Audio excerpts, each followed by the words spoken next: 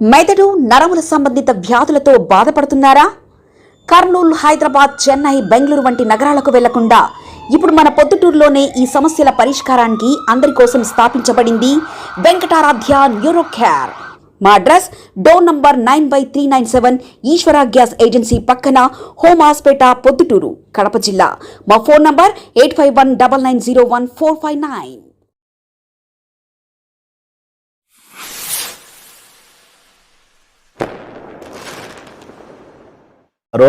Arab భాష చదువుకొని ఉంటారో భాషను, లేకపోతే పర్షియన్, ఈ మూడు భాషల్లో ఏదో ఒక భాషను చదువుకొని ఉంటే యునానీ మెడికల్ కాలేజీలో సీటు లభ్యమయ్యేదానికి ఆస్కారము, చదువుకునేదానికి సులభతరం. అంటే ఇది చదువుకోకపోతే సీట్ రాదా అంటే, చదువుకోకపోతే సీటు వస్తుంది, కానీ యునానీ మెడికల్ కాలేజీలో చేరిన తర్వాత సీటు వచ్చినప్పటికీ ఈ మూడు భాషల్లో ఒక భాషను నువ్వు నేర్చుకున్న తర్వాతనే అసలు కథ లేకపోతావు. అంటే మళ్ళీ ఒక సంవత్సరమో రెండేళ్ళలో ఆ భాష చదువుకోవాలా. నాడ దొరికిందని గుర్రం కొన్నాడు ఒకడు.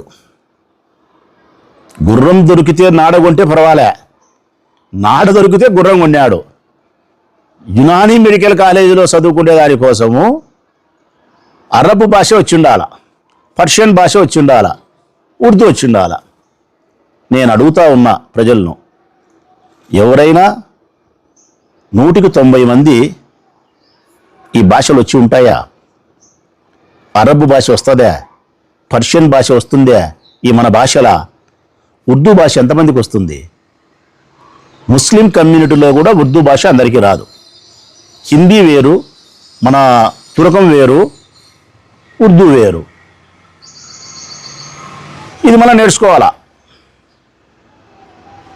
ఇంకొకటి ముఖ్యమైన విషయం ఏంటంటే, ఈ వైద్య గ్రంథానికి వైద్య శాస్త్రానికి సంబంధించిన, యునానీ వైద్య శాస్త్రానికి సంబంధించిన అన్ని పుస్తకాలు ఉర్దూలో ఉంటాయి. తెలుగులో ఉండవు, ఇంగ్లీష్లో ఉండవు, ఉర్దూలో ఉంటాయి. నోట్స్ అంతా ఉర్దూలోనే రాయాలా, బోధన అంతా ఉర్దూలోనే ఉంటుంది. ఇది ఎవరు చదువుకోవాలా మరి చెప్పండి ప్రజలారా? ఇది ఎవరికి అవసరం? ఇది ఎవరికి వీలవుతుంది? ఇంకా చెప్తా మీకు, నీట్ రాస్తారు. నీట్ రాసిన ప్రతి విద్యార్థి ఏం కోరుకుంటాడంటే ఎంబీబీఎస్ సీట్ కావాలని కోరుకుంటాడు జనరల్. ఆ మార్కులకు ఎంబీబీఎస్ సీట్ రాకపోతే నెక్స్ట్ ఏం కోరుకుంటారు? పశువులకు సంబంధించిన వైద్యం చేసేదాన్ని కోరుకుంటాడు. అది రాకపోతే ఏం కోరుకుంటాడు? హార్టికల్చర్ అంటాడు. అది రాకపోతే ఏమంటాడు? రేడియాలిస్ట్ అంటాడు. అది రాకపోతే ఇంకోటి ఏమంటాడు? ఇంకోటి అంటాడు. మార్కుల ప్రకారం ఇవన్నీ అయిపోతే చిట్ట చివరన స్క్రాప్ ఏది తెలిసిన? యునానీ స్క్రాప్.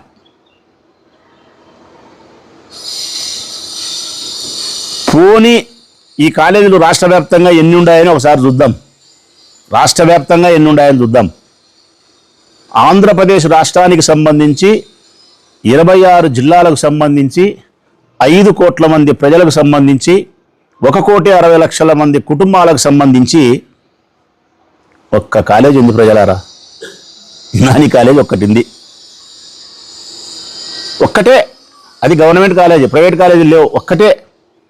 అది కర్నూలులో ఉంది. ఇంకా ఆడలేదు ఈ ఆంధ్రప్రదేశ్ అనే భూమండలంలో. కారణం డిమాండ్ లేదు, కారణం చదవడానికి ఆసక్తి లేదు. చదవాలనుకునే వాళ్ళకు భాషతో సమస్య ఉంది. చదువుకున్న తర్వాత కావాల్సినంతవంటి భవిష్యత్తు లేదు. సీట్లు ఎన్నో తెలుసునా? సంవత్సరానికి 5 కోట్ల మంది ప్రజలకు, 1,60,00,000 మంది కుటుంబాలకు సంబంధించి యునానీ మెడికల్ కాలేజీల సీట్లు సంవత్సరానికి 60. 1,60,00,000 కుటుంబాలకు 60 సీట్లు ఉన్నాయబ్బా. ఈ 60 సీట్లు కూడా అయిపోవంట. దీన్ని బట్టి అర్థం చేసుకోవాలా ఎంత గొప్ప కాలేజీ ప్రొద్దుటూరికి మా పెద్ద ఆయన సాధించి పెట్టినాడు. మన పిల్లలకు ఎటువంటి వైద్య శాస్త్రాన్ని అందించడానికి భవిష్యత్తుకు బంగారు బాట వేసినాడో. మరి ఒకరి మూతులలో ఒకరు కేకులు తినిపించుకోవచ్చో తినిపించుకోకూడదో ఇంకా ప్రజలే చెప్పాలమ్మా. దీనికి ఇది ఎవరు కోరుకోరు, ఎవరు ఇది తీసుకోరు. ఎవరికి తరంగానిది అక్కరకు లేనేది ఒక పదార్థాన్ని పెద్ద ఆయన ముఖాన కొట్టినారు. ఒక పదార్థాన్ని అట్ట కొడితే ఈ పొద్దుటూరు ప్రజలను మభ్యపెట్టేదానికి పెద్ద ఆయన ఆ పదార్థాన్ని దేవుని ప్రసాదము అమృతం అన్నట్టు కళ్ళకు అద్దుకొని తిని, మీరు కూడా ప్రసాదం ఇది దేవుని ప్రసాదం తినండి అన్నాడు. వాస్తవానికి అది చెడిపోయిన పదార్థం, అందరూ తిరస్కరించిన పదార్థం. దీనికి ఇంత ప్రచారం అవసరమా పెద్దాయనా? సరే, ఏదైనా మంచిదే కదబ్బా, 60 అయినా 50 అయినా సీట్లు తెచ్చినావు యునాని మెడికల్ కాలేజీ, నేను కాదల్లే. నువ్వు సాధించినావా? నువ్వు సాధించలే. ఎవ్వరూ అడగనేది అట్ట మన ముఖాన కొట్టినారు. అది కూడా నువ్వు కాదు,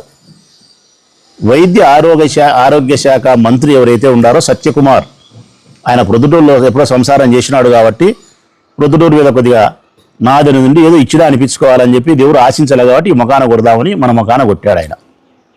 దీనికి నువ్వేదో చంద్రబాబు నాయుడు అడిగినట్టు కాదు. ప్రజలారా, ఈ కాలేజీని ఎవరు కోరుకోరు, ఎక్కడ కాలేజీ లేదు, ఉండబడిన ఇబ్బందులు ఇవి దీంట్లో ఉండేది.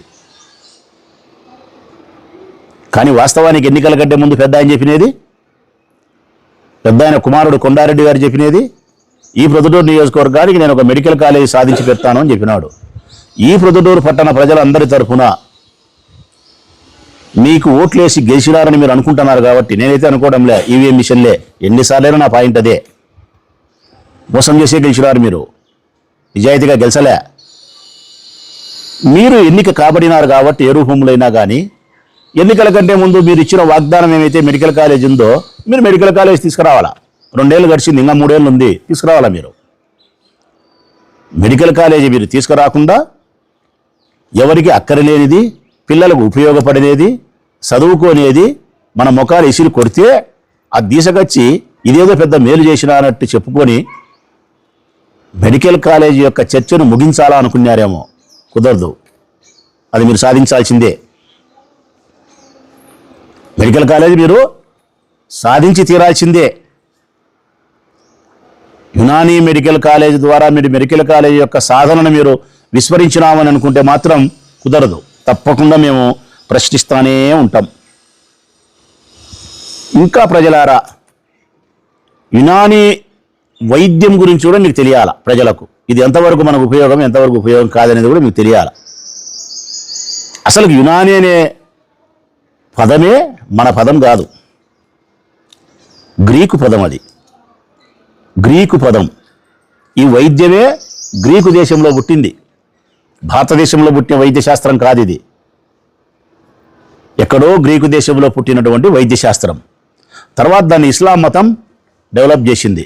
పర్షియన్స్ కానీ, అరబ్స్ కానీ, ముస్లిం కంట్రీస్ కానీ దాన్ని డెవలప్ చేసినాయి. ఇది అంతర్జాతీయ వైద్యశాస్త్రం అని ఒకసారి పరిశీలిస్తే ప్రజలారా, ఇది ప్రపంచంలో ఎక్కడా లేదు, కొన్ని దేశాల్లో మాత్రమే ఉంది వైద్యశాస్త్రం. ఇప్పుడు మనం ఎంబీబీఎస్ చదివినాము, రష్యాలో చదువు, అమెరికాలో చదువు, జర్మనీలో ఎక్కడ చదువు, మెడికల్ చదివితే కానీ ఎక్కడైనా వాడు డాక్టర్, ఎక్కడికైనా పోయి వైద్యం చేయొచ్చు.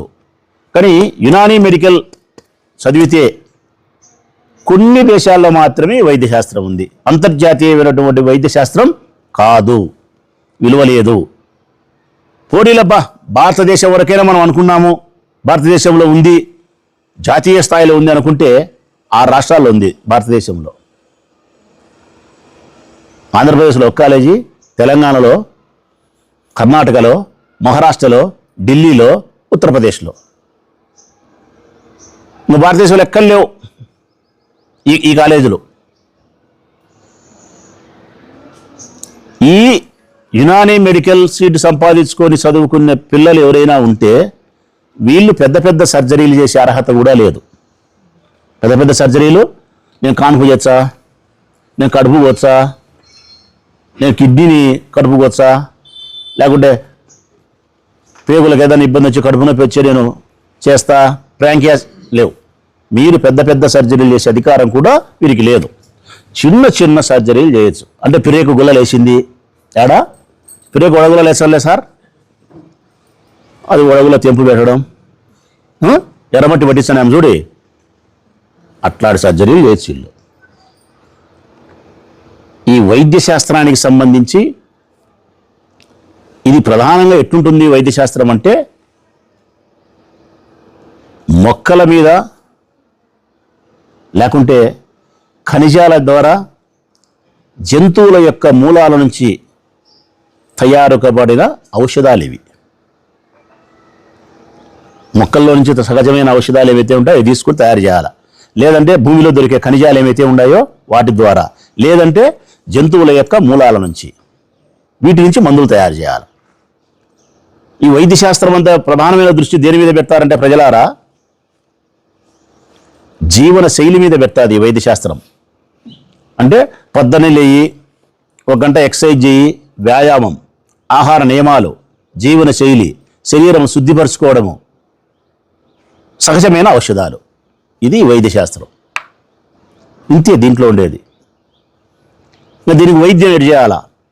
నేను చెప్పినా కదా, ఈ ఖనిజాల ద్వారా కానీ ఔషధాలు తయారు చేసినట్టు, లేకుంటే జంతువుల మూలాల నుంచి తయారు చేసిన ఈ మందులు ఇస్తారు. లేదంటే స్నానం ద్వారా చికిత్స చేస్తారు. స్నానం చేసి, తెలుసు కదా, స్నానం చేసి చిన్నగా గోరువెచ్చని నీళ్లు మెల్లిమెల్లిగా పడతా అంటే నడుము మీద నేడబడితే అట్లా నడుమును దీన్ని ఒక చికిత్స అంటారు. మనకి ఏదైనా అరికాలందుకు గుల్లలు గిల్లలు వేసే చేపలు ఇడిచి నీళ్ళలో కాలు పెడతాం, దేనికి? వైద్యం. అట్లనే ఈ వైద్య శాస్త్రంలో జలగలతో వైద్యం చేస్తారు. జలగలతో ఇట్లాంటి వైద్యం. దీని జీవనశైలి ఇది, దీని వైద్య శాస్త్రం ఇది. ఇది పుట్టింది గ్రీకులో. ఈ పర్షియన్ భాష చదివి ఉండాలా. మరి కామనూళ్ళు ఎంతమంది పర్షియన్ చదివినారో, మా దర్శనపల్లిలో ఎంతమంది అరబ్బు చదివినారో, మా గర్షపాటి లక్షిదమ్మ వాటిలో ఎంతమంది ఉర్దూ చదివినారో పెద్ద ఆయన చెప్పాలా. మరి ఎవరికి ఉపయోగం? ఎవరికి ఉపయోగం లేదబ్బా.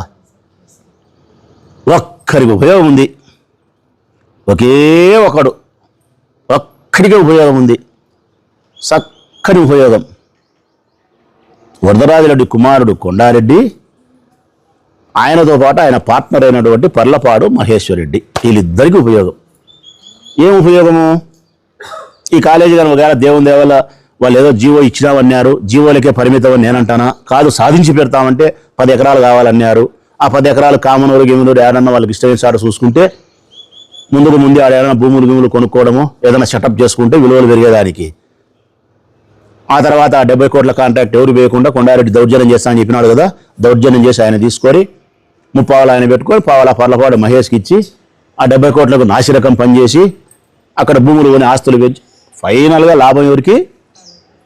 వరదరాజరెడ్డి కుమారునికి, 2వ ఎమ్మెల్యేకు, పర్లపాడు మహేశ్వరరెడ్డికి ఉపయోగం. ఇంతకు తప్పితే ఎవరికి దీనివల్ల రాగిన 50 పైసంత ఉపయోగం లేనే లేదనేది స్పష్టతగా చెప్తాను నేను. దాంట్లో ఎక్కడే కానీ మళ్ళీ నాకు అనుమానం కూడా లేనే లేదు. ఈ జబ్బుల గురించి కూడా గ్రీకు వాళ్ళు చెప్పేది ఏంటంటే గన, మన శరీరం ఎప్పుడైతే సహజ సమతుల్యంలో ఉండదో అప్పుడు ఆరోగ్యం చెడిపోతుంది అని చెప్తుంది ఈ శాస్త్రం. మన లోపల ఆర్గాన్ అంత ఫంక్షనింగ్ ఏమైతే ఉన్నాయో, కిడ్నీ కావచ్చు, లివర్ కావచ్చు, లంగ్స్ కావచ్చు, హార్ట్ కావచ్చు, బ్లడ్ ప్రెషర్ కావచ్చు, ఇవన్నీ ఏమైతే ఉన్నాయో ఈ అన్నీ కూడా సహజమైనటువంటి సమతుల్యంలో ఉంటే ఆరోగ్యం బాగుంటుంది. ఇది మనందరికీ తెలిసినదే. ఈ సహజమైన సమతుల్యం చెడిపోతే అప్పుడు జబ్బులు వస్తాయి.